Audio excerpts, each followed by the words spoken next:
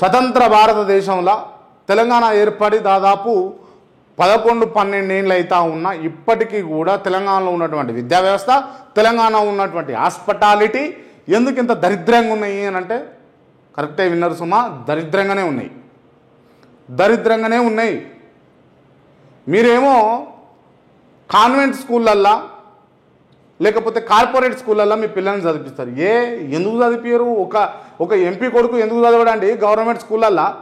ఒక ఎమ్మెల్యే గారి కొడుకు ఎందుకు చదవడండి? వాళ్ళ మీద వాళ్ళకే నమ్మకం లేదు. ఈ గవర్నమెంట్ స్కూళ్ళల్లో వసతులు చక్కగా లేవన్న విషయం వాళ్ళకి తెలుసు కాబట్టే వాళ్ళని పంపిస్తలేరు. ఇక దమ్ముంటే ఏమన్నా పంపించమని చూద్దాం. నాణ్యమైన విద్య అందించలేకపోతా ఉన్నామని వాళ్ళ మీద వాళ్ళకే కాన్ఫిడెన్స్ ఉన్నది.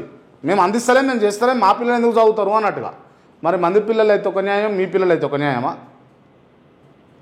మిమ్మల్ని గిదికేనా ఎమ్మెల్యేలుగా కూర్చోబెట్టింది, ఎంపీలుగా కూర్చోబెట్టింది? అందరూ అన్ని పార్టీలు, బీఆర్ఎస్, బీజేపీ, కాంగ్రెస్ అన్ని పార్టీల ఎమ్మెల్యేల గురించి మాట్లాడుతూ ఉన్నాం మనం ఇక్కడ. గిదికేనా?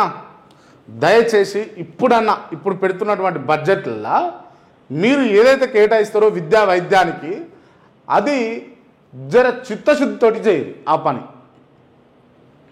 రైట్. ఇది అసెంబ్లీలో ప్రవేశపెట్టనున్న డిప్యూటీ సీఎం బట్టి అని చెప్పేసి వార్తా కథనం చూస్తామన్నా కూడా బడ్జెట్ సంబంధించినటువంటి అంశం.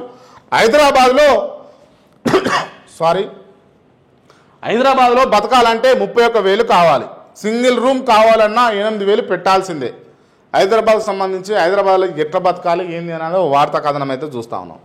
అండ్ ఇంకోటి, సమానత్వం కోసమే వర్గీకరణ, సుప్రీంకోర్టు తీర్పు ప్రకారమే ఎస్సీ వర్గీకరణ చేసినామని మంత్రి దామోదర రాజనరసింహ చెప్పినటువంటి అంశాలు. తీర్పు వచ్చిన 6 నెలల్లో బిల్లు ఆమోదించినటువంటి సీఎం రేవంత్ రెడ్డి చిత్తశుద్ధితో పనిచేశారని వెల్లడి. చిత్తశుద్ధి లేదండి, చిత్తశుద్ధి లేదు. ఎందుకు లేదో చెప్తా.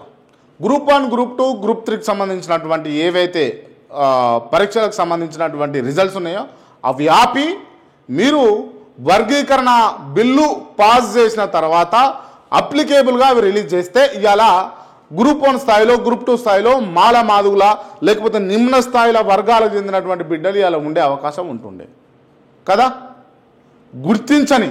గుర్తింపబడని ఎవరైతే ఉన్నారో 57 ఉపకులాలు, 57 కులాలు, వాళ్ళకి అలా అవకాశం దక్కే సిచ్యువేషన్ ఉంటా ఉండే. కానీ మీరు తొందరనే మీ పనులు మీరు చేసుకొని ఇవాళ ఏం లేకుండా చేసినామన్నట్టుగా చేసిరు. బట్ చేసిరు, దానికి సంతోషం. 30 ఏండ్ల పోరాటానికి మందకృష్ణ మాదిగా 30 ఏండ్ల పోరాటానికి ఇవాళ మీరు నిజంగా మిమ్మల్ని అప్రిషియేట్ చేయాల్సిందే. ఈ విషయంలో కాంగ్రెస్ ప్రభుత్వాన్ని నిజంగా మీరు దానికి సపోర్ట్గా నిలబడి ఈ బిల్ పాస్ చేయడం అనేది గొప్ప విషయం, దీనికి కాదనలేం. కాకపోతే చిత్తశుద్ధి ఉంటే కనుక